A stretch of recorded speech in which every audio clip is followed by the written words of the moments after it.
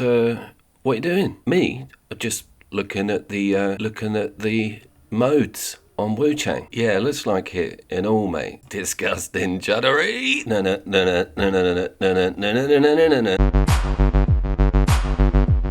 My name is, of course, Couch Cooper, and it's with great pleasure that I bring the Wuchang Fallen Feathers PS5 and patch 1.15 review onto the humble channel. The last time I looked at this game, it was the first week of launch and over on PC, and it was 1.4. Wuchang Fallen Feathers is a Souls-like, and it's pretty new. It certainly caught my eye over on PC. This is Chinese made, published by 505 and from Lenzi Studios, with a few others thrown in. First thing I was thinking about was how good looking this should be on a 9th gen machine. I played a lot of Black Myth Wukong, not from the same studio, but obviously a similar cultural direction. This is our quality mode. Now the good news, this is only one bit of good news in this intro about the game's performance, is that we have 3 modes. Quality mode just doesn't keep it together. Although we're looking at some amazing resolution, the frames are nowhere near a pegged 30, which is basically what a quality mode should sit at. For a third person ARPG, that's a killer. So I'm thinking balanced is where it's going to be. I'm going to probably just switch to performance just to see how low that resolution is and how pegged those 60 frames are, but disaster. Balanced mode is absolutely flooded with screen tear. Really bad, obvious, wavy screen tear. Now this kind of points towards something I feel maybe could be fixed. It's clashing with something. They've missed a line of code out, something like that. It's not even remotely workable. If this was tiny and only sort of happened in certain sections, I wouldn't really mind it too much. And that's why I mentioned Black Myth Wukong, is because its quality and balanced modes are absolutely incredible.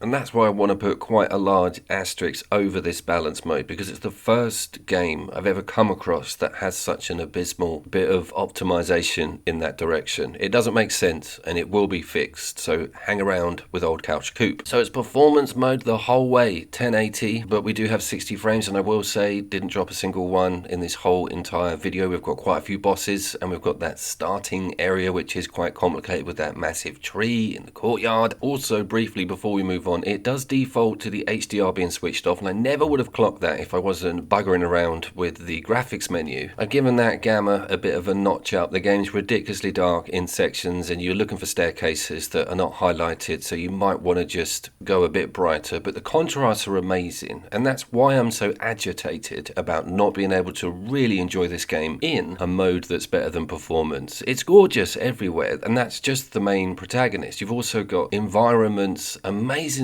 dark looking fantasy world has been built here, and I want to enjoy it at my machine's top spec. That also brings in the question of the machine. It is a base level PlayStation 5. This is also a brand new game as mentioned, and we might be moving into a phase where performance modes are the only modes that us poor, impoverished base model PS5 owners have access to. I think there's also 120 frames per second. Again, I need a new TV. You need a lot of things, don't you, Couch Coop? I certainly do. And here is that aforementioned tree.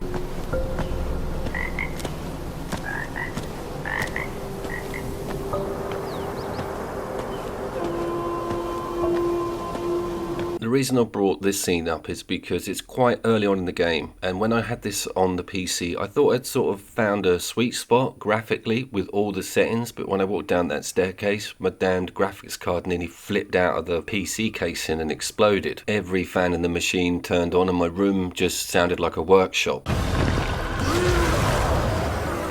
Over on PS5 base level, the game feels flawlessly smooth in this performance mode, and really happy with that frame rate. Let's just have a look at what I was dealing with on the PC.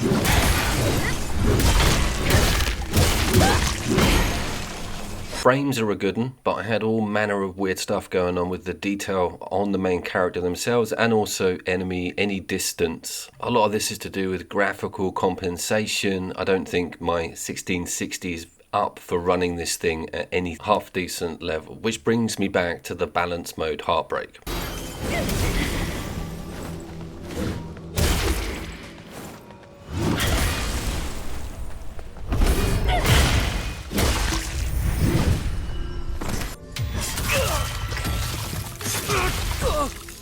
obviously no cross save, so I had a more learned look at that front end biome. Did loads of exploring, got hold of the spear, which I immediately migrated to, and there's dual swords in there, loads of secrets and people who are really ill in a tent. It does serve you well to completely exhaust that area. There's quite a lot of hidden loot, weapons, the full Ming armor set, which is not as impressive as it sounds, and being away from it for a while sort of reminded me of how good these core mechanics are with the actual combat. It is quite dodge orientated, but there is counter moves, interrupts. It's all about big heavy swings, getting in front of the enemy before they can do the same thing to you. It's also got a move on switching the weapon, which isn't too intuitive. You've got to click your stick in, you've got to have the energy built up to actually do it. But it's such a lovable mechanic in hindsight. If you've got two weapons that are sort of complementary to each other, not only switching them out at the perfect time can improve things, but you also get a big bit of flash when doing it, and that obviously can be done at a big window. Seriously enjoyed fighting this guy on the performance mode on PlayStation 5. Something about it just felt a bit crisper and smoother. No offense, GTX 1660.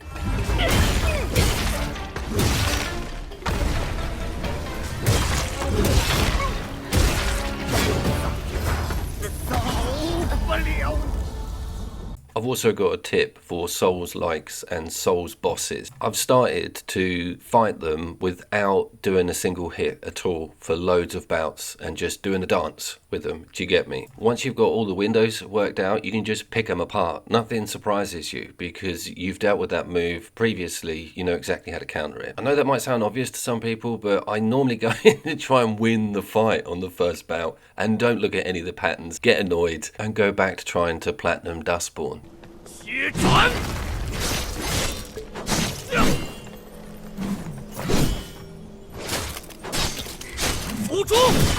That Dustborn thing was a joke. I've always got Dragon Age Veilguard going on in the background. Again, said no human being on the planet ever. That's just gone on to Game Pass. That went on to PSN, right? Didn't it? Within 6 months of its launch. It's not that I'm being out and out mean to the writers. Well, I am a bit. But that whole thing really was drilled home when I did the Watch Dogs stuff and looked at the first game. I wouldn't hate Legion as much as I do now if I didn't realise how amazing that series was in its inception. Exactly the same pattern with Dragon Age. I think we all agree on that one. My name's Couch Coop. The sub button's just down at the bottom there. You wouldn't look stupid in a dress.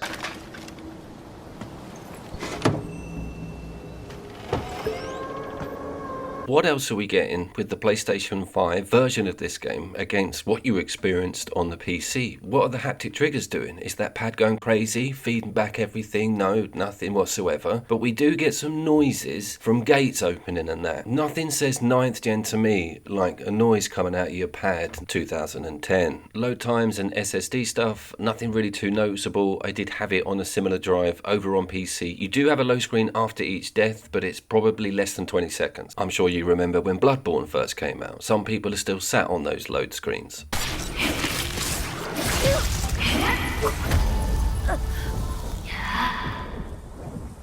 Does Wuchang offer us anything else that a normal Souls-like wouldn't? I think I've said that right. Yeah, there is a madness system. You can reach 100% madness and get like massive damage, but you also are taking loads from the enemies. It's quite a nuanced setup. I think I need to see more of it to sort of fully understand what makes it so unique. I thought it was like that Dark Souls 2 thing where you start losing health from dying, but it's not as much of a bad thing as the game makes out. Your eyes also glow red, and you'll also see a buff symbol underneath your stamina bar. By the way, check out my stamina bar. It's like the size of a piece of chalk. Again, it's got quite a detailed upgrade and weapon development system. They're all tied into the same tree.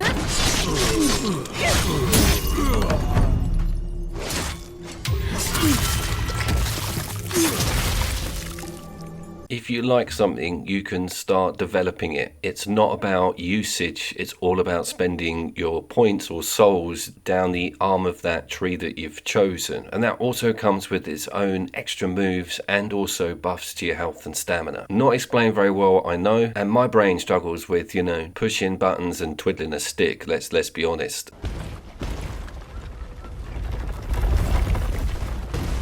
The classic boulder. Saw it in Lies of P, saw it in Bloodborne, and we've just seen it. Wuchang Fallen Feathers. Also, like Lies of P, you can call in a little dude to help you out on the fight. As mentioned in that review, which I will annotate and put in the comments, didn't feel too needed. I finished this fight with 3 health files left, which kind of blew my mind a little bit, considering the aforementioned speech about pushing buttons and twiddling a stick.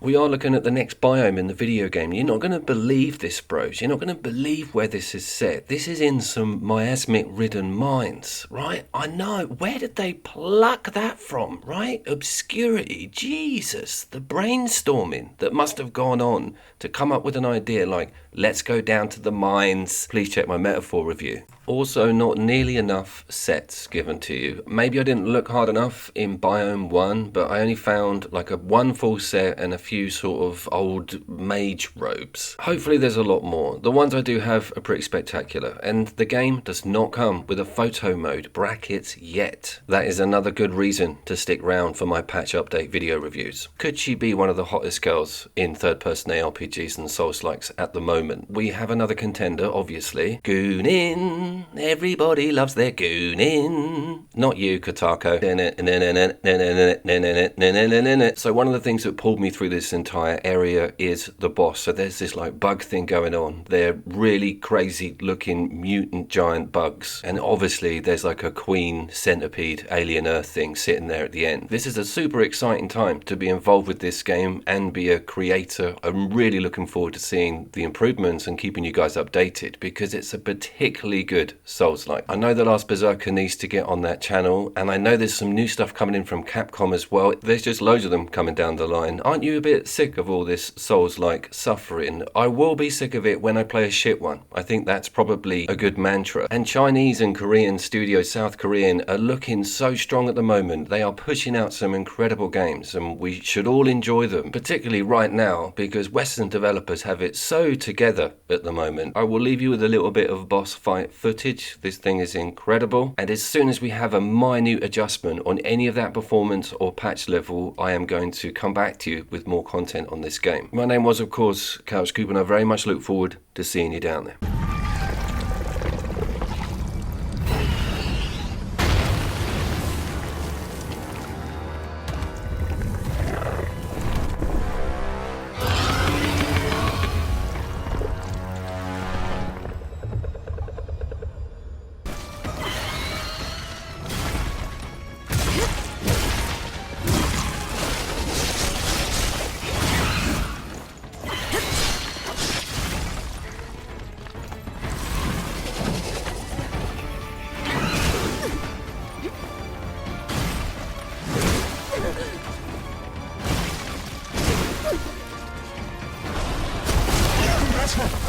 兴趣这么猛烈，多亏师傅的三心力，